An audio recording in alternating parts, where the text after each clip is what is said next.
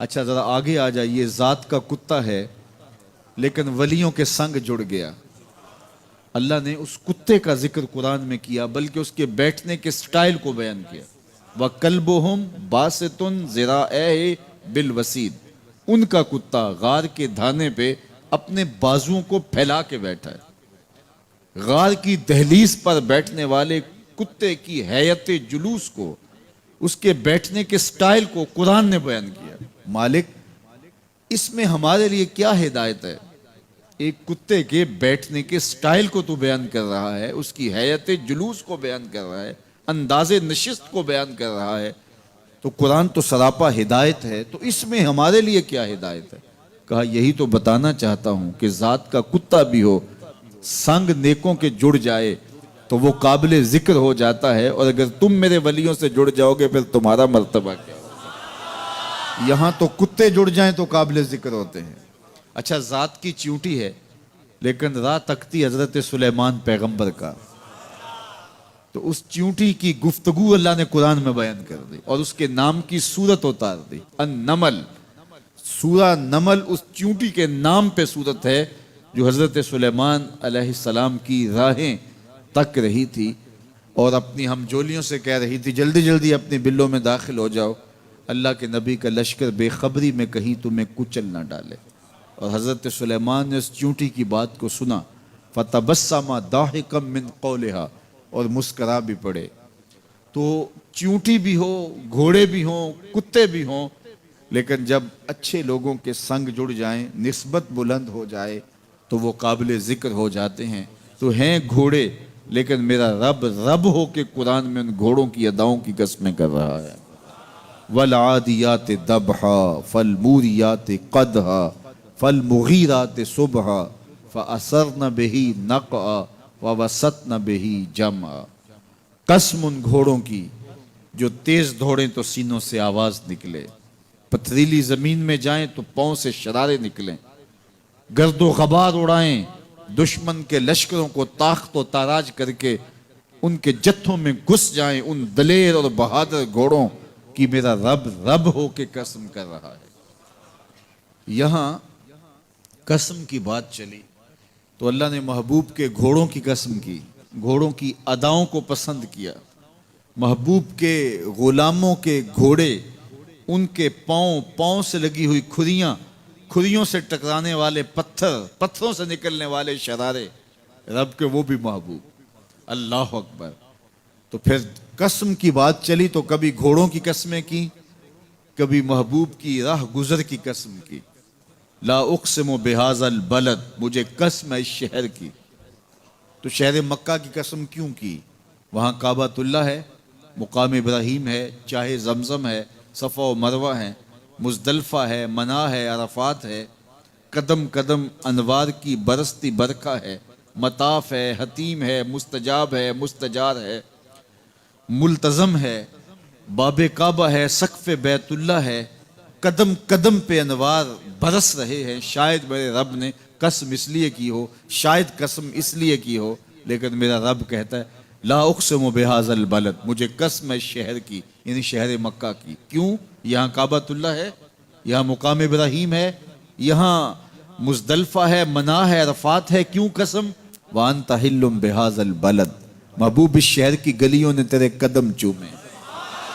اے انت مقیم فی ھذا البلد، امام قرطبی نے اس کا مفہوم بیان کیا. محبوب آپ کی اقامت اس شہر میں ہے، آپ کے سانسوں کی خوشبو سونگھی ہے شہر کی فضاؤں نے، اس لیے مجھے شہر کی قسم کہ محبوب یہاں تم جو رہتے ہو. اللہ اکبر. تو محبوب کے شہر کی قسم کی. والعصر، محبوب کے زمانے کی قسم کی. والضحیٰ، محبوب کے چہرے کی قسم کی. واللیل، محبوب کی لٹکتی زلفوں کی قسم کی. کبھی کہا محبوب تیرے چہرہ زیبا کی قسم، کبھی کہا تیری زلف عنبری کی قسم، کبھی کہا تیرے شہر نور کی قسم، کبھی کہا تیرے زمانہ حسین کی قسم. اور پھر قسم کا باب چلا تو بات کہاں تک پہنچی؟ محبوب نہ صرف تیرے شہر کی قسم، نہ صرف تیری گلیوں کی قسم، نہ صرف تیرے چہرہ زیبا کی قسم، نہ تیری زلف نور کی قسم، نہ تیرے عہد زرین کی قسم.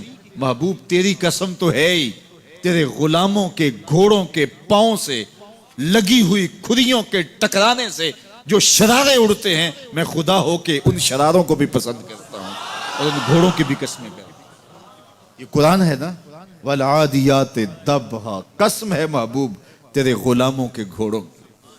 اللہ اکبر، قسم ہے ان کے سینوں سے نکلتی آواز کی، قسم ہے ان کے پاؤں سے نکلتے ہوئے شراروں کی، قسم ہے ان کی خوبصورت اداؤں کی، ان اداؤں والوں گھوڑوں کی قسم۔ اللہ اکبر، یہ قسمیں کرنے کے بعد جواب قسم کیا ہے؟ دیکھیے میں یہاں بیٹھا ہوں اور میں گفتگو کے آغاز پہ ہی قسمیں اٹھانا شروع کر دوں۔ مجھے قسم ہے رب کعبہ کی، مجھے قسم ہے عرش الہی کے مالک کی، مجھے قسم ہے زمین و آسمان کے خالق کی، تو قسموں پہ قسمیں کرتا جاؤں تو جو مجھے غور سے سننے کا عادی نہیں بھی ہے تو وہ بھی متوجہ ہو جائے گا اور سننے کے لیے بے چین ہو جائے گا کہ حضرت قسموں پہ قسمیں اٹھائے جا رہے ہیں، کوئی بات ہے آج تو میرا رب رب ہو کے قسمیں کر رہا ہے۔ تو اس کے بعد جواب قسم کیا ہے؟ تو کان کھڑے ہو گئے، روحوں میں پیاس بڑھ گئی اور سماعتیں بچھ گئی کہ میرے مالک تو قسموں پہ قسمیں کر رہا ہے، کبھی گھوڑوں کی اداؤں کی قسمیں، کبھی ان کے سینوں سے نکلتے ہوئے جو ہے وہ اس مہیب آواز کی قسمیں، کبھی پاؤں سے اڑتے ہوئے شراروں کی باتیں اور کبھی ان کے پاؤں سے اڑتی ہوئی دھول کی کہانیاں۔ تو قسم پہ قسم، اور قسمیں بھی گھوڑوں کی، تو کوئی بات ہوگی۔ تو ایک دم کان کھڑے ہو گئے تو جواب آیا، ان الانسان لربہ لکنود، بے شک انسان اپنے رب کا ناشکرا ہے، انسان اپنے رب کا ناشکرا ہے۔ قسمیں گھوڑوں کی ان کی اداؤں کی اور ناشکرا حضرت انسان کو کہا۔ یہ کتنی لطیف چوٹ تھی جو حضرت انسان کو ماری گئی۔ یا اللہ، ہمیں ناشکرا کہنا تھا تو کہیں اور مقام پہ کہہ لیا جاتا۔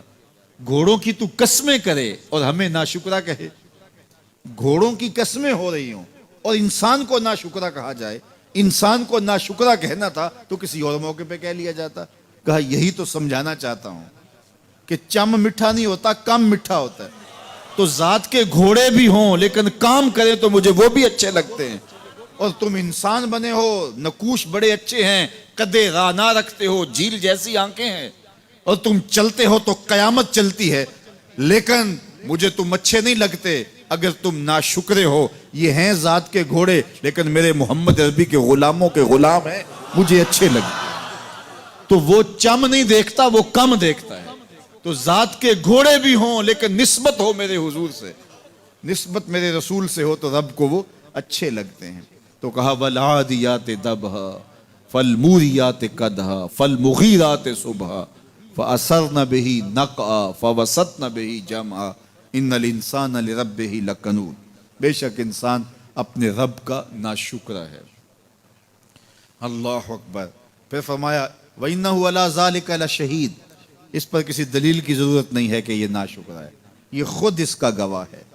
ذرا اپنے اندر اتر کے دیکھے کہ یہ کھڑا کہاں ہے، یہ کس قدر نعمتیں پانے کے باوجود شکوے کی زبان کھولے رکھتا ہے۔ یہ ناشکرا ہر وقت اس کی نعمتوں کی ناشکری کرتا رہتا ہے۔ جتنی نعمتیں اس کو عطا کی، اس کو تو ہم نے جو چمکتی روشن آنکھیں دی ہیں، اس کو بولتی زبان بخشی ہے، خوبصورت چہرہ دیا ہے، قد رانا بخشا ہے، اس کو دماغ دیا ہے، دماغی قوتیں عطا کی ہیں، اور اس کو سننے والے کان دیے، اس کی زبان پہ ذائقے رکھ دیے، نظام انہضام، نظام تنفس، کیا کیا نہیں سے عطا کیا، لیکن ہر وقت یہ ناشکری کے کلمات ہی بولتا رہتا ہے۔ میرے پاس یہ بھی نہیں، یہ میرے پاس یہ بھی نہیں، میرے پاس یہ بھی نہیں۔ دیکھیں اس کے پاس کیا کیا اس کے مالک نے عطا کیا ہے۔ تو یہ ہر وقت ناشکری، اور پھر جوں ہم قیامت کے قریب ہوتے چلے جا رہے ہیں، ناشکری بڑھتی چلی جا رہی ہے۔ میں کوئی بہت لمبی عمر نہیں رکھتا، لیکن مجھے آج سے 35 سال پہلے کے حالات کی ہوش ہے، اور جو میرے سے زیادہ عمر میں ہیں وہ اس سے پہلے کے حالات جانتے ہیں۔ تو میرا بنیادی طور پہ ایک دیہات سے تعلق ہے، تو میں اچھی طرح جانتا ہوں کہ لوگوں کے پاس جو آج کچھ ہے وہ آج سے 35-40 سال پیچھے نہیں تھا۔ بالخصوص دیہاتوں کے اندر لوگوں کے پاس ایک یا دو جوڑے ہوتے تھے اور انہیں بار بار پہنتے تھے۔ کسی شادی یا بیاہ کے موقع پہ جانا ہوتا تو بعض اوقات کسی سے وہ لباس یا جوتے مانگ کے لے کے جاتے. مجھے اچھی طرح یاد ہے کہ اس زمانے میں لوگ اپنے کندھے پر ایک کپڑا رکھا کرتے تھے، اور شادی پر اگر کسی نے جانا ہوتا تو جس کا کپڑا بہت اچھا ہوتا تو اس سے وہ مانگ لیا کرتے تھے کہ میں نے ذرا شادی پہ جانا ہے. بڑے بھائی کے جوتے پہن لیا کرتے تھے، اور اسی طرح گزر ہوتا تھا. کبھی کوئی شکوہ زبان میں پیدا نہیں ہوا تھا، اور لوگوں کے شکستہ سے کچے گھر ہوتے تھے، اور گھر کے صحن میں ایک درخت ہوتا تھا، دوپہر وہاں کاٹ لیتے تھے.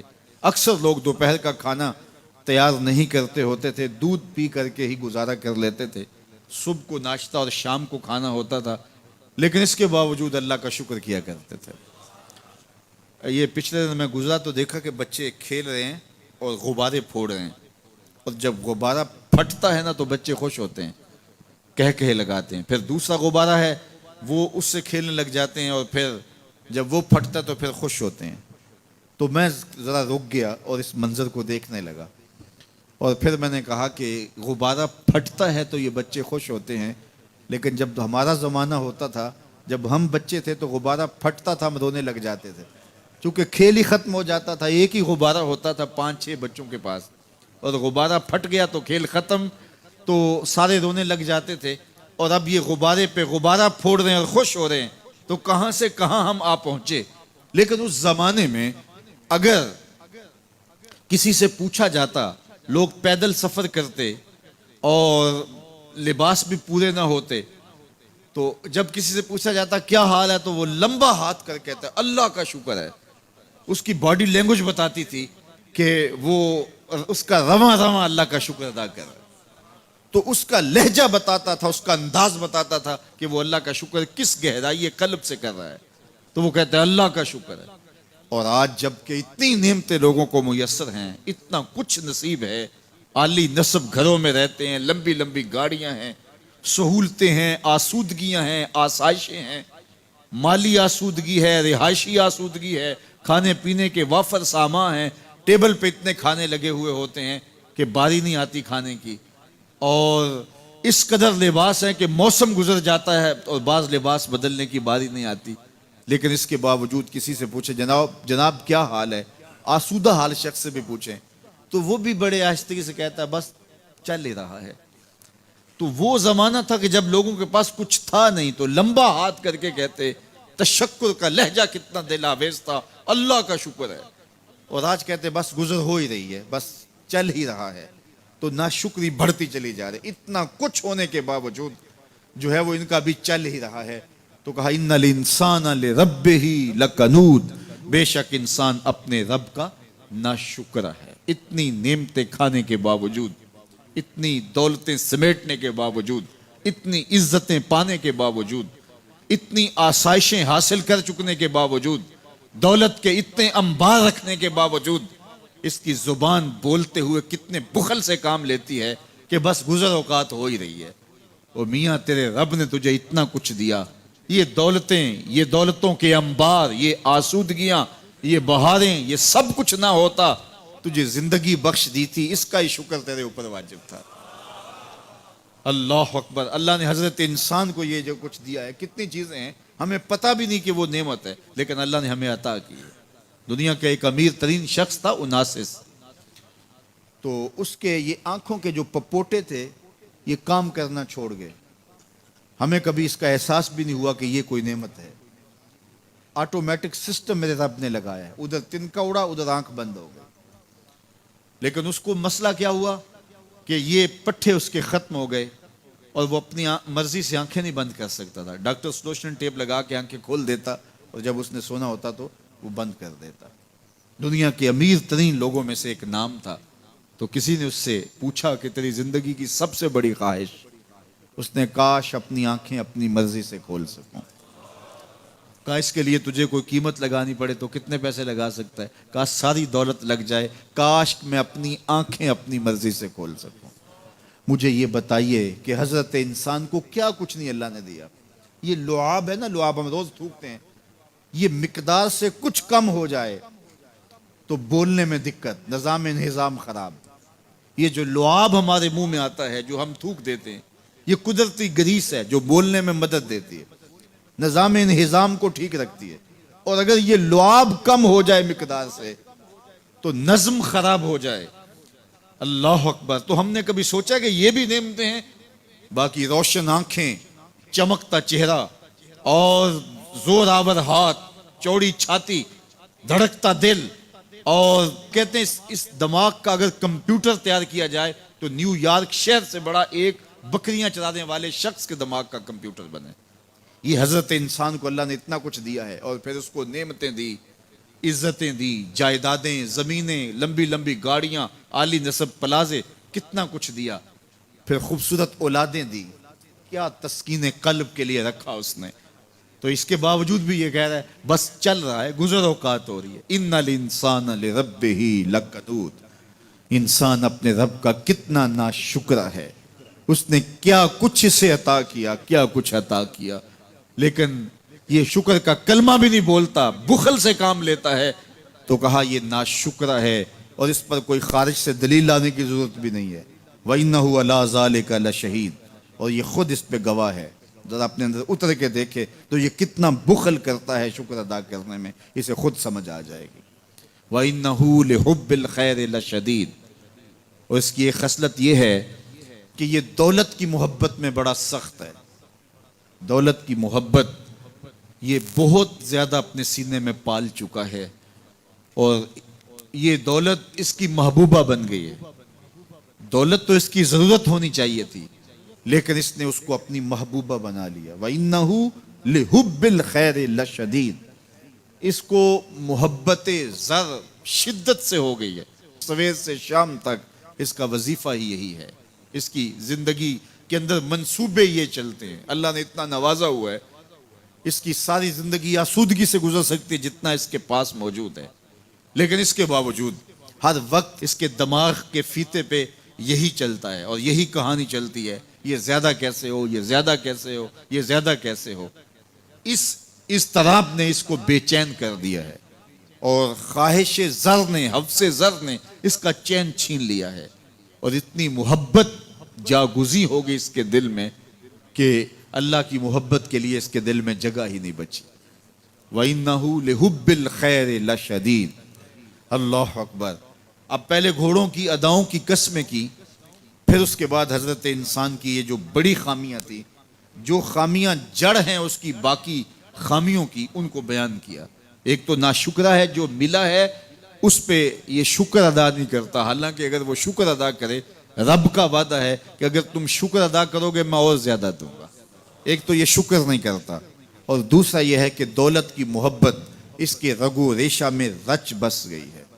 بلکہ اللہ تعالیٰ نے ان بد نصیب لوگوں کی کہانی بیان کرتے ہوئے کہا جو دولت کو مقصود ہی بنا بیٹھے، الذی جمع مالا وعدد، یہ وہ بد نصیب لوگ ہیں جو مال کو جمع کرتے ہیں اور گنتے رہتے ہیں، بار بار حساب کرتے ہیں۔ الذی جمع مالا وعدد، مال کو جمع کیا، وعدد، اور بار بار اس کو گنتے رہے، اتنے ہو گئے، اب اتنے ہو گئے۔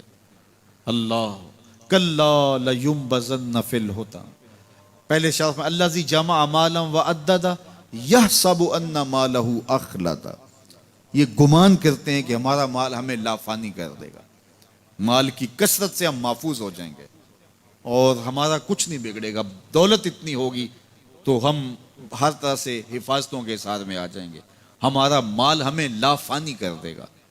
یحسب ان مالہ اخلد، اللہ تعالیٰ نے فرمایا کلا، ایسا ہرگز نہیں ہے، یہ تمہاری بھول ہے کہ مال تمہیں لافانی کر دے گا، مال تمہیں مرنے نہیں دے گا، مال تمہیں محفوظ کر لے گا، کلا، ایسا ہرگز نہیں ہے، بلکہ کیا ہے، لَيُنبَذَنَّ فِي الْحُطَمَةِ، ہم تمہیں پکڑ کے آگ میں ڈال دیں گے۔ لَيُنبَذَنَّ کے لفظ پہ اگر غور کیا جائے تو عربی میں جب ان کا جوتا پرانا ہو جاتا تو پرانا جوتا جب پہننے کے بھی قابل نہ رہتا تو اس کو اتار کے ایسے حقارت سے پہنتے، اور اس کے لیے لفظ استعمال کرتے نبذت النال، میں نے جوتا پھینک دیا، وہ جوتا جو پاؤں میں ڈالنے کے بھی قابل نہ رہے اور اتنا پرانا ہو جائے کہ اس کو اب جو ہے وہ مزید مرمت بھی نہ کروانا ممکن ہو، تو اس کو پھر پھینکا جاتا ہے، اور پھر اس کو وہ حقارت سے پھینکتے ہیں اور وہ جوتا چلتے ہوئے تنگ کرتا ہے تو پھر اس کو اتار کے حقارت سے طرف پھینک دیتے ہیں، تو اس کے لیے لفظ بولتے ہیں نبست النال، میں نے جوتا پھینک دیا، حقارت سے پھینکنے کو نبز کہتے ہیں۔ اور یہی لفظ اللہ تعالیٰ جل شانہ نے فرمایا کلا لینبذن فی الحطمہ، اے اہل عرب جس طرح تم جوتا پرانا حقارت سے پھینکتے ہو، ہم حقارت سے تمہیں آگ میں ڈال دیں گے۔ کلا لینبذن فی الحطمہ، یہ ان مالداروں کی کہانی ہے جنہوں نے مال کو اپنا معبود بنا لیا، مال کو اپنا مقصود بنا لیا، مال مال مال، ہر قدر پامال کر دی، ہر قدر کی قربانی دے دی مال کے بدلے، اور مال ہی ان کا مقصود بن گیا، اور یہ سمجھے کہ یہ مال جو ہے وہ ان کو لافانی کر دے گا، ان کو مرنے نہیں دے گا، ان کے لیے حفاظتی حصار بن جائے گا۔ کلا لینبذن فی الحطمہ وما ادراک ما الحطمہ، اللہ فرماتا ہے جانتے ہو جس حطمہ میں، جس آگ میں تمہیں ڈالا جائے گا وہ آگ کیا ہے؟ مل حطمہ، کیا تمہیں پتا ہے وہ حطمہ کیا ہے؟ پھر خود فرمایا نار اللہ الموقدۃ التی تطلع علی الافئدہ، یہ اللہ کی جلائی ہوئی آگ ہے جو دل کھا جائے گی، جو کلیجے چاٹ جائے گی۔ تو حب زر، یہ حب دولت اور حب دنیا، یہ تمام برائیوں کی جڑ ہے۔ تو اس لیے اپنے اندر سے محبت زر کو نکالنے کی کوشش کیجئے اگر کہیں آپ کو داخل ہوتی محسوس ہو رہی ہے، اور حب دولت کو نکالنے کے لیے زکوٰۃ صدقات اسلام نے ہمیں یہ نظم دیا ہے۔ اقبال نے کہا تھا حب دولت تلف می سازت زکوٰۃ، زکوٰۃ حب دولت کو زائل کرتی ہے، جب اللہ کی راہ میں لٹاؤ گے تو اس سے کم بھی نہیں ہوگا۔ میرے حضور نے 3 چیزیں قسم کر کے کہیں، حضرت ابو کبشہ الانماری رضی اللہ تعالیٰ عنہ سے مروی ہے، میرے حضور نے ارشاد فرمایا اگر کوئی شخص کسی کو معاف کر دیتا ہے تو اس کی عزت کم نہیں ہوگی، میں محمد اللہ کی قسم اٹھاتا ہوں۔ دوسری بات میرے حضور نے فرمائی کہ جو شخص مانگنے لگ جاتا ہے، سوال کا دروازہ کھول لیتا ہے، اللہ اس کے لیے محتاجی کا دروازہ کھول دیتا ہے، اس کی کبھی کمی پوری نہیں ہوتی۔ اور تیسری بات میرے حضور نے قسم کر کے کہی ما نقص مال عبد من صدقہ، کہا میں اللہ کی قسم اٹھا کے کہتا ہوں کہ صدقے سے مال کم نہیں ہوتا، صدقے سے مال گھٹتا نہیں ہے۔ تو ایک تو مال بھی نہیں گھٹے گا، یہ ضمانت کس کی ہے؟ میری نہیں ہے، یہ رسول اللہ کی ضمانت ہے۔ ایک تو مال بھی کم نہیں ہوگا، اور دوسرا یہ ہے کہ حب دولت ختم ہوگی۔ حب دولت تلف می سازت زکوٰۃ، یہ ماہ سیام آ رہا ہے تو زکوٰۃ سے حب دولت کو کم کیجئے، بلکہ صدقات دیجئے، نفلی صدقات کیجئے، غرباء کی مدد کیجئے، مساکین کی مدد کیجئے، اپنے غریب محتاج رشتہ داروں پہ غور کیجئے، ان کی مدد کیجئے، اپنی ہمسائیگی میں دیکھیے، پردے سے مدد کیجئے، ان کی عزت نفس بھی مجروح نہ ہو۔ یہ جو نمائش لگا کے 10 اخباروں میں چھپوا کے لوگوں کی مدد کرتے ہیں، اس سے گریز کیجئے۔ کبھی سوچیں کہ اگر آج کسی کی بیٹی لائن میں کھڑی ہے تو کل اگر یہ مرحلہ میری بیٹی کے لیے آ جائے تو پھر میرا مزاج کیا ہوگا۔ تو عزت نفس کا خیال رکھیے، لوگوں کی غربت کا تماشا نہ اڑائیے، اور لوگوں کی جو ہے وہ محتاجی کو اپنی تسکین کا ذریعہ نہ بنائیے۔ یہ تو اللہ نے تمہیں دیا اور انہیں نہیں دیا، اور وہ آزمائش کی گھڑی میں کھڑے ہیں، تم ان کے ساتھ کھڑے ہو جاؤ۔ تو لوگوں کی مدد کیجئے، دکھیوں کے کام آئیے، مساجد کی جو ہے وہ تعمیر کیجئے، مدارس دینیہ کے ساتھ وابستہ رہیے، اور لوگوں کی فلاح کے لیے، بہتری کے لیے کام کیجئے۔ اللہ نے آپ کو دیا ہے، یہ مال یہاں رہ جانا ہے۔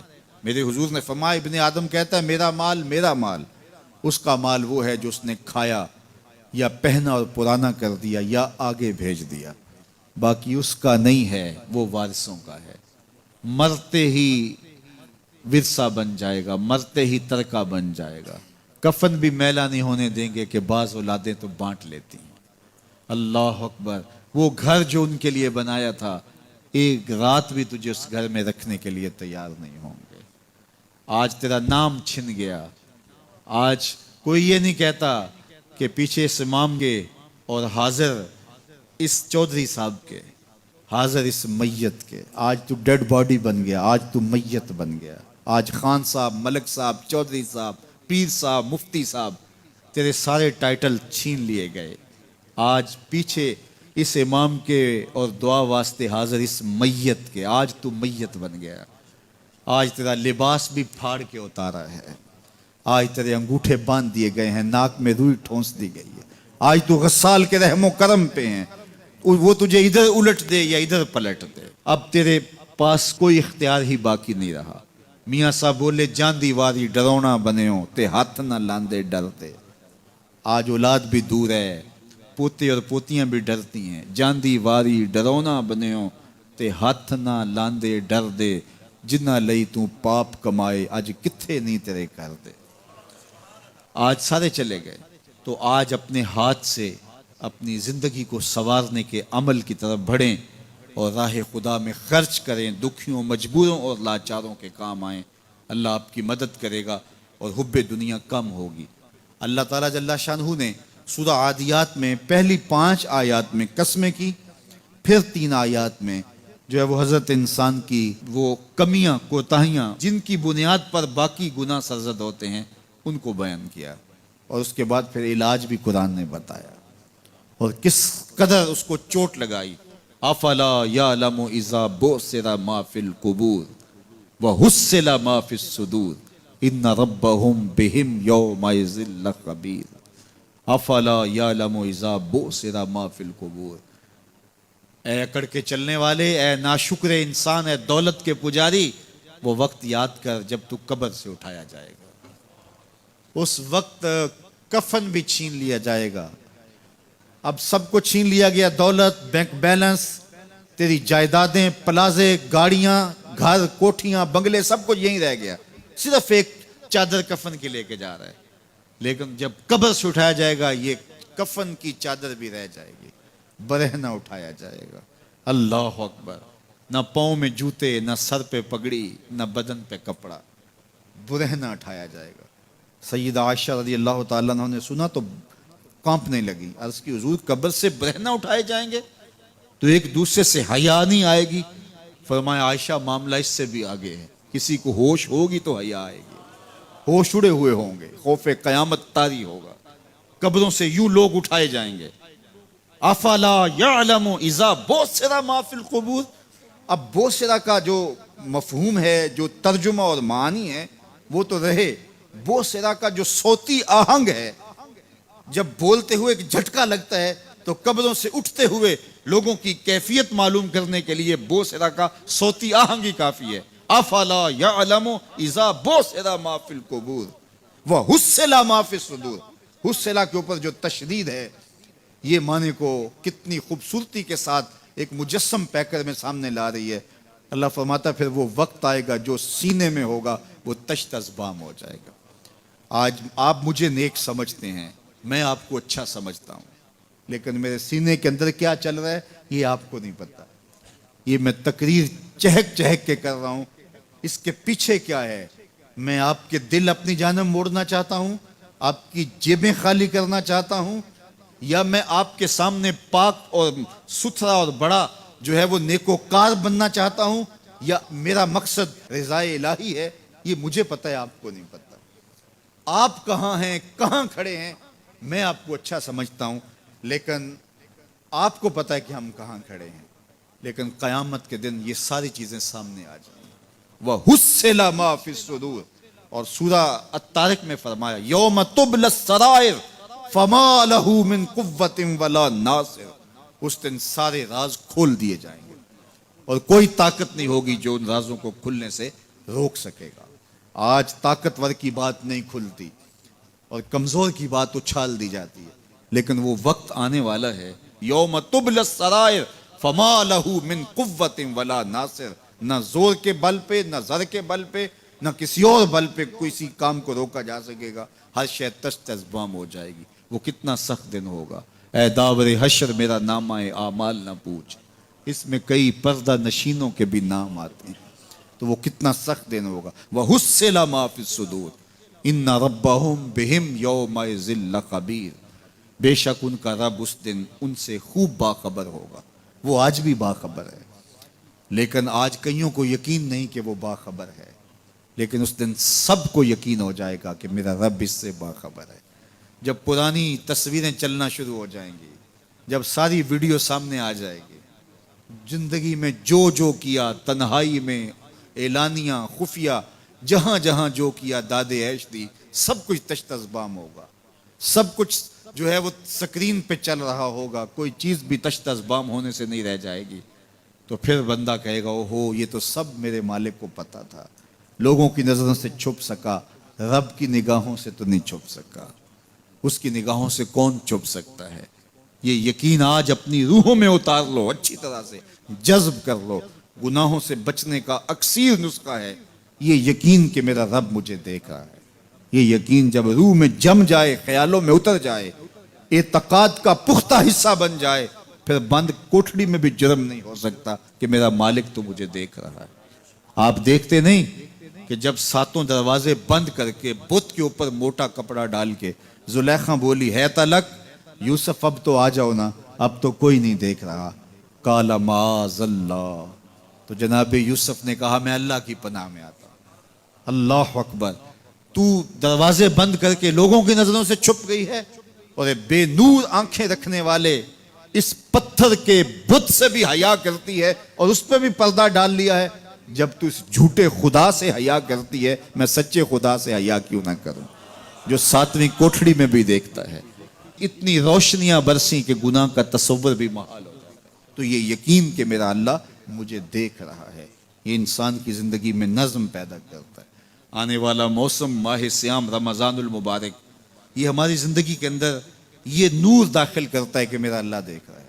کڑکتی دھوپ، برستی گرمی، زباں کانٹا، ہونٹ خشک، گلا خشک، دروازہ مکفل، ٹھنڈا پانی دستیاب، لیکن ایک گھونٹ بھی حلق سے نیچے نہیں اتارتے کہ میرا اللہ دیکھ رہا ہے۔ وضو کرتے بھی احتیاط کرتے ہیں کہ میرا اللہ مجھے دیکھ رہا ہے۔ کرتے ہیں کہ نہیں کرتے؟ یہ نور ملتا ہے کہ نہیں ملتا؟ اس کو پھر جذب کر لینا چاہیے تاکہ یہ زندگی میں چھا جائے، کیونکہ جو رمضان میں دیکھتا ہے وہ غیر رمضان میں بھی دیکھتا ہے۔ اور پھر پانی نہیں پیتے کہ اللہ دیکھ رہا ہے، کھانا نہیں کھاتے اللہ دیکھ رہا ہے، لیکن جب آنکھ بھٹکتی ہے تو اس وقت اللہ نہیں دیکھتا، جب خیال بہکتا ہے تو اس وقت اللہ نہیں دیکھتا، رشوت میز کے اوپر سے لے رہے ہوں یا نیچے سے لے رہے ہوں تب نہیں اللہ دیکھ رہا ہوتا، اللہ صرف کھانے اور پینے کو دیکھ رہا ہوتا ہے۔ یہ جو ایک نور آیا ہے اس کو جذب کر لیں، پوری زندگی میں پھیلا لیں۔ تو اسی لیے رمضان تقوی بانٹتا ہے، روزہ تقوی بانٹتا ہے، زندگی میں نور اور روشنیاں بھر دیتا ہے۔ باپ اپنے بیٹے کو کوئی بات کہے تو سعادت مند بیٹے کو غور سے وہ بات سننی چاہیے۔ استاد یا شیخ اپنے شاگرد کو کوئی بات کہے تو اسے غور سے اس بات کو سماعت کرنا چاہیے، چونکہ کہنے والا اس کا بزرگ ہے۔ لیکن وہ بزرگ، وہ شیخ، وہ استاد اگر ساتھ قسم بھی کرے تو پھر اور زیادہ مضمون کی اہمیت ہو جاتی ہے کہ یہ کوئی اہم مضمون تھا جس سے قبل قسم کی جا رہی ہے۔ اب یہاں جو ارشاد فرمایا جانے لگا ہے اس سے قبل میرے رب نے رب ہو کے قسم کی ہے۔ میرا مالک تو یوں بھی کہہ دیتا تو کافی تھا، لیکن مضمون اتنا اہم ہے کہ اس کو بیان کرنے سے قبل میرے رب نے قسم کی، اور پھر قسم بھی ایک نہیں کی، 5 قسمیں کی۔ والعادیات ضبحا، قسم ہے ان گھوڑوں کی جب وہ تیز دوڑیں تو ان کے سینوں سے آواز نکلتی ہے۔ راہ حق میں جہاد کے لیے جب گھوڑے دوڑتے ہیں تو ان کے سینوں سے نکلنے والی آواز اللہ کو کتنی محبوب ہے کہ ان گھوڑوں کی قسم کی۔ فالموریات قدحا، اور وہی گھوڑے جب برق رفتاری سے دوڑتے ہیں اور پتھریلی زمین میں جب ان کا گزر ہوتا ہے تو ان کے پاؤں سے لگی ہوئی کھریوں کے ٹکرانے سے پتھروں سے جو شرارے نکلتے ہیں، اللہ فرماتا ہے کہ میں ان گھوڑوں کی قسمیں کرتا ہوں کہ جن کے پاؤں سے لگی ہوئی کھریوں کے ٹکرانے سے پتھروں سے شرارے نکلیں۔ پھر ارشاد فرمایا فالمغیرات صبحا، اور وہ گھوڑے صبح کے وقت جب حملہ آور ہوتے ہیں اور دشمن کے لشکروں کو تخت و تاراج کرتے ہیں تو ان حملہ آور ہونے والے گھوڑوں کی قسم فَأَثَرْنَ بِهِ نَقْعًا، اور جب وہ حملہ آور ہوتے ہیں تو ان کی سموں سے گرد اڑتی ہے، تو اللہ فرماتا ہے وہ گرد اڑانے والے گھوڑوں کی قسم۔ پھر ارشاد فرمایا فَوَسَّطْنَ بِهِ جَمْعًا، اور وہ بہادر اور دلیر گھوڑے اپنے سوار کو لے کر کے جب دشمن کے قلب میں گھس جاتے ہیں اور جتھوں پر حملہ آور ہوتے ہیں تو مجھے گھوڑوں کی یہ ادا بھی اچھی لگتی ہے، تو مجھے ان گھوڑوں کی قسم۔ تو 5 قسمیں کی قسم ہے ان گھوڑوں کی جو دوڑتے ہیں تو ان کے سینوں سے آواز نکلتی ہے، قسم ہے ان گھوڑوں کی کہ جب وہ پتھریلی زمین سے گزریں تو ان کے پاؤں سے لگی ہوئی کھریوں کے ٹکرانے سے پتھروں سے جو شرارے نکلیں، قسم ہے مجھے ان گھوڑوں کی جو لشکروں کو تاخت و تاراج کریں، قسم ہے ان گھوڑوں کی جب وہ حملہ آور ہوں تو گرد اڑے، اور قسم ہے ان گھوڑوں کی جو لشکروں کے کلیجے چیر دیں اور آگے بڑھ جائیں اور دشمنوں کے جتھوں پہ حملہ آور ہوں۔ تو ان 5 قسم کے گھوڑوں کی میرے رب نے قسم کی ہے۔ اللہ اکبر، میرے مالک ذات کے گھوڑے اور تو ان کی قسمیں کرے، تو کہا کہ یہ گھوڑے میرے محبوب کے غلاموں کے ہیں۔ اللہ اکبر، محبوب کے غلاموں کے گھوڑوں کے پاؤں سے لگی ہوئی کھریوں کے ٹکرانے سے پتھروں سے جو شرارے نکلیں رب کو وہ بھی پسند ہیں۔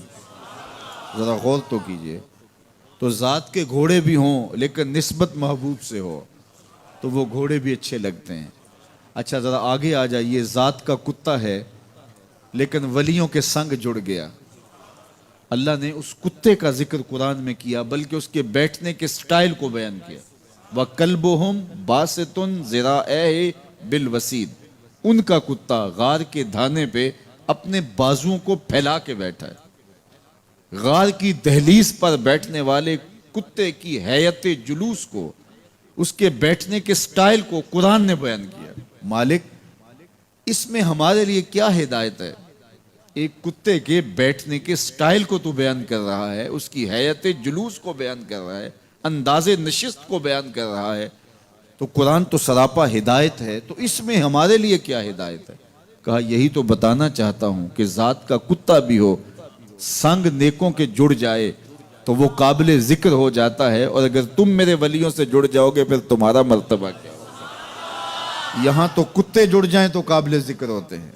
اچھا ذات کی چیونٹی ہے لیکن راہ تکتی حضرت سلیمان پیغمبر کا، تو اس چیونٹی کی گفتگو اللہ نے قرآن میں بیان کر دی اور اس کے نام کی صورت اتار دی۔ النمل، سورہ نمل اس چیونٹی کے نام پہ صورت ہے جو حضرت سلیمان علیہ السلام کی راہیں تک رہی تھی اور اپنی ہمجولیوں سے کہہ رہی تھی جلدی جلدی اپنی بلوں میں داخل ہو جاؤ، اللہ کے نبی کا لشکر بے خبری میں کہیں تمہیں کچل نہ ڈالے۔ اور حضرت سلیمان نے اس چیونٹی کی بات کو سنا، فَتَبَسَّمَ ضَاحِكًا مِّن قَوْلِهَا، اور مسکرا بھی پڑے۔ تو چیونٹی بھی ہو، گھوڑے بھی ہوں، کتے بھی ہوں، لیکن جب اچھے لوگوں کے سنگ جڑ جائیں، نسبت بلند ہو جائے تو وہ قابل ذکر ہو جاتے ہیں۔ تو ہیں گھوڑے لیکن میرا رب رب ہو کے قرآن میں ان گھوڑوں کی اداؤں کی قسمیں کر رہا ہے۔ وَالْعَادِيَاتِ ضَبْحًا فَالْمُورِيَاتِ قَدْحًا فَالْمُغِيرَاتِ صُبْحًا فَأَثَرْنَ بِهِ نَقْعًا وَوَسَطْنَ بِهِ جَمْعًا، قسم ان گھوڑوں کی جو تیز دوڑیں تو سینوں سے آواز نکلے، پتھریلی زمین میں جائیں تو پاؤں سے شرارے نکلیں، گرد و غبار اڑائیں، دشمن کے لشکروں کو تاخت و تاراج کر کے ان کے جتھوں میں گھس جائیں، ان دلیر اور بہادر گھوڑوں کی میرا رب رب ہو کے قسم کر رہا ہے۔ یہاں قسم کی بات چلی تو اللہ نے محبوب کے گھوڑوں کی قسم کی، گھوڑوں کی اداؤں کو پسند کیا۔ محبوب کے غلاموں کے گھوڑے، ان کے پاؤں سے لگی ہوئی کھریوں سے ٹکرانے والے پتھروں سے نکلنے والے شرارے، رب کے وہ بھی محبوب۔ اللہ اکبر، تو پھر قسم کی بات چلی تو کبھی گھوڑوں کی قسمیں کی، کبھی محبوب کی راہ گزر کی قسم کی. لا اقسم بہذا البلد، مجھے قسم ہے اس شہر کی. تو شہر مکہ کی قسم کیوں کی؟ وہاں کعبۃ اللہ ہے، مقام ابراہیم ہے، چاہے زمزم ہے، صفا و مروہ ہے، مزدلفہ ہے، منا ہے، عرفات ہے، قدم قدم انوار کی برستی برکھا ہے، مطاف ہے، حتیم ہے، مستجاب ہے، مستجار ہے، ملتزم ہے، باب کعبہ ہے، سقف بیت اللہ ہے، قدم قدم پہ انوار برس رہے ہیں. شاید میرے رب نے قسم اس لیے کی ہو، شاید قسم اس لیے کی ہو، لیکن میرا رب کہتا ہے لا اقسم بہذا البلد، مجھے قسم ہے شہر کی، یعنی شہر مکہ کی. کیوں؟ یہاں کعبۃ اللہ ہے، یہاں مقام ابراہیم ہے، یہاں مزدلفہ ہے، منا ہے، عرفات ہے. کیوں قسم؟ وانت حل بہذا البلد، محبوب اس شہر کی گلیوں نے تیرے قدم چومے. اے انت مقیم فی ھذا البلد، امام قرطبی نے اس کا مفہوم بیان کیا. محبوب آپ کی اقامت اس شہر میں ہے، آپ کے سانسوں کی خوشبو سونگھی ہے شہر کی فضاؤں نے، اس لیے مجھے شہر کی قسم کہ محبوب یہاں تم جو رہتے ہو. اللہ اکبر. تو محبوب کے شہر کی قسم کی. والعصر، محبوب کے زمانے کی قسم کی. والضحیٰ، محبوب کے چہرے کی قسم کی. واللیل، محبوب کی لٹکتی زلفوں کی قسم کی. کبھی کہا محبوب تیرے چہرہ زیبا کی قسم، کبھی کہا تیری زلف عنبری کی قسم، کبھی کہا تیرے شہر نور کی قسم، کبھی کہا تیرے زمانہ حسین کی قسم. اور پھر قسم کا باب چلا تو بات کہاں تک پہنچی؟ محبوب نہ صرف تیرے شہر کی قسم، نہ صرف تیری گلیوں کی قسم، نہ صرف تیرے چہرہ زیبا کی قسم، نہ تیری زلف نور کی قسم، نہ تیرے عہد زریں کی قسم. محبوب تیری قسم تو ہے ہی تیرے غلاموں کے گھوڑوں کے پاؤں سے لگی ہوئی کھریوں کے ٹکرانے سے جو شرارے اڑتے ہیں. میں خدا ہو کے ان شراروں کو بھی پسند کرتا ہوں اور ان گھوڑوں کی بھی قسمیں کرتا ہوں. یہ قرآن ہے نا. والعادیات ضبحا، قسم ہے محبوب تیرے غلاموں کے گھوڑوں کی. اللہ اکبر. قسم ہے ان کے سینوں سے نکلتی آواز کی، قسم ہے ان کے پاؤں سے نکلتے ہوئے شراروں کی، قسم ہے ان کی خوبصورت اداؤں کی، ان اداؤں والوں گھوڑوں کی قسم. اللہ اکبر. یہ قسمیں کرنے کے بعد جواب قسم کیا ہے؟ دیکھیے میں یہاں بیٹھا ہوں اور میں گفتگو کے آغاز پہ ہی قسمیں اٹھانا شروع کر دوں. مجھے قسم ہے رب کعبہ کی، مجھے قسم ہے عرش الہی کے مالک کی، مجھے قسم ہے زمین و آسمان کے خالق کی. تو قسموں پہ قسمیں کرتا جاؤں تو جو مجھے غور سے سننے کا عادی نہیں بھی ہے تو وہ بھی متوجہ ہو جائے گا اور سننے کے لیے بے چین ہو جائے گا کہ حضرت قسموں پہ قسمیں اٹھائے جا رہے ہیں، کوئی بات ہے آج. تو میرا رب رب ہو کے قسمیں کر رہا ہے. تو اس کے بعد جواب قسم کیا ہے؟ تو کان کھڑے ہو گئے، روحوں میں پیاس بڑھ گئی اور سماعتیں بچھ گئی کہ میرے مالک تو قسموں پہ قسمیں کر رہا ہے. کبھی گھوڑوں کی اداؤں کی قسمیں، کبھی ان کے سینوں سے نکلتے ہوئے جو ہے وہ اس مہیب آواز کی قسمیں، کبھی پاؤں سے اڑتے ہوئے شراروں کی باتیں، اور کبھی ان کے پاؤں سے اڑتی ہوئی دھول کی کہانیاں. تو قسم پہ قسم، اور قسمیں بھی گھوڑوں کی. تو کوئی بات ہوگی. تو ایک دم کان کھڑے ہو گئے تو جواب آیا ان الانسان لربہ لکنود، بے شک انسان اپنے رب کا ناشکرا ہے، انسان اپنے رب کا ناشکرا ہے. قسمیں گھوڑوں کی ان کی اداؤں کی اور ناشکرا حضرت انسان کو کہا. یہ کتنی لطیف چوٹ تھی جو حضرت انسان کو ماری گئی. یا اللہ ہمیں ناشکرا کہنا تھا تو کہیں اور مقام پہ کہہ لیا جاتا. گھوڑوں کی تو قسمیں کرے اور ہمیں ناشکرا کہے. گھوڑوں کی قسمیں ہو رہی ہوں اور انسان کو ناشکرا کہا جائے. انسان کو ناشکرا کہنا تھا تو کسی اور موقع پہ کہہ لیا جاتا. کہا یہی تو سمجھانا چاہتا ہوں کہ چم میٹھا نہیں ہوتا، کم میٹھا ہوتا ہے. تو ذات کے گھوڑے بھی ہوں لیکن کام کریں تو مجھے وہ بھی اچھے لگتے ہیں. اور تم انسان بنے ہو، نقوش بڑے اچھے ہیں، قدے رانا رکھتے ہو، جھیل جیسی آنکھیں ہیں، اور تم چلتے ہو تو قیامت چلتی ہے، لیکن مجھے تم اچھے نہیں لگتے اگر تم ناشکرے ہو. یہ ہیں ذات کے گھوڑے لیکن میرے محمد عربی کے غلاموں کے غلام ہیں، مجھے اچھے لگتے. تو وہ چم نہیں دیکھتا، وہ کم دیکھتا ہے. تو ذات کے گھوڑے بھی ہوں لیکن نسبت ہو میرے حضور سے. نسبت میرے رسول سے ہو تو رب کو وہ اچھے لگتے ہیں۔ تو کہا والعادیات ضبحا فالموریات قدحا فالمغیرات صبحا فأثرن به نقعا فوسطن به جمعا ان الانسان لربہ لکنود۔ بے شک انسان اپنے رب کا ناشکرہ ہے۔ اللہ اکبر۔ پھر فرمایا وَإِنَّهُ عَلَىٰ ذَلِكَ لَشَهِيدٌ، اس پر کسی دلیل کی ضرورت نہیں ہے کہ یہ ناشکرہ ہے، یہ خود اس کا گواہ ہے۔ ذرا اپنے اندر اتر کے دیکھے کہ یہ کھڑا کہاں ہے، یہ کس قدر نعمتیں پانے کے باوجود شکوے کی زبان کھولے رکھتا ہے۔ یہ ناشکرہ ہر وقت اس کی نعمتوں کی ناشکری کرتا رہتا ہے۔ جتنی نعمتیں اس کو عطا کی، اس کو تو ہم نے جو چمکتی روشن آنکھیں دی ہیں، اس کو بولتی زبان بخشی ہے، خوبصورت چہرہ دیا ہے، قد رانا بخشا ہے، اس کو دماغ دیا ہے، دماغی قوتیں عطا کی ہیں، اور اس کو سننے والے کان دیے، اس کی زبان پہ ذائقے رکھ دیے، نظام انہضام، نظام تنفس، کیا کیا نہیں سے عطا کیا، لیکن ہر وقت یہ ناشکری کے کلمات ہی بولتا رہتا ہے۔ میرے پاس یہ بھی نہیں، یہ میرے پاس یہ بھی نہیں، میرے پاس یہ بھی نہیں۔ دیکھیں اس کے پاس کیا کیا اس کے مالک نے عطا کیا ہے۔ تو یہ ہر وقت ناشکری، اور پھر جوں جوں ہم قیامت کے قریب ہوتے چلے جا رہے ہیں، ناشکری بڑھتی چلی جا رہی ہے۔ میں کوئی بہت لمبی عمر نہیں رکھتا، لیکن مجھے آج سے 35 سال پہلے کے حالات کی ہوش ہے، اور جو میرے سے زیادہ عمر میں ہیں وہ اس سے پہلے کے حالات جانتے ہیں۔ تو میرا بنیادی طور پہ ایک دیہات سے تعلق ہے، تو میں اچھی طرح جانتا ہوں کہ لوگوں کے پاس جو آج کچھ ہے وہ آج سے 35-40 سال پیچھے نہیں تھا۔ بالخصوص دیہاتوں کے اندر لوگوں کے پاس 1 یا 2 جوڑے ہوتے تھے اور انہیں بار بار پہنتے تھے۔ کسی شادی یا بیاہ کے موقع پہ جانا ہوتا تو بعض اوقات کسی سے وہ لباس یا جوتے مانگ کے لے کے جاتے۔ مجھے اچھی طرح یاد ہے کہ اس زمانے میں لوگ اپنے کندھے پر ایک کپڑا رکھا کرتے تھے، اور شادی پر اگر کسی نے جانا ہوتا تو جس کا کپڑا بہت اچھا ہوتا تو اس سے وہ مانگ لیا کرتے تھے کہ میں نے ذرا شادی پہ جانا ہے۔ بڑے بھائی کے جوتے پہن لیا کرتے تھے، اور اسی طرح گزر ہوتا تھا۔ کبھی کوئی شکوہ زبان میں پیدا نہیں ہوا تھا، اور لوگوں کے شکستہ سے کچے گھر ہوتے تھے، اور گھر کے صحن میں ایک درخت ہوتا تھا، دوپہر وہاں کاٹ لیتے تھے۔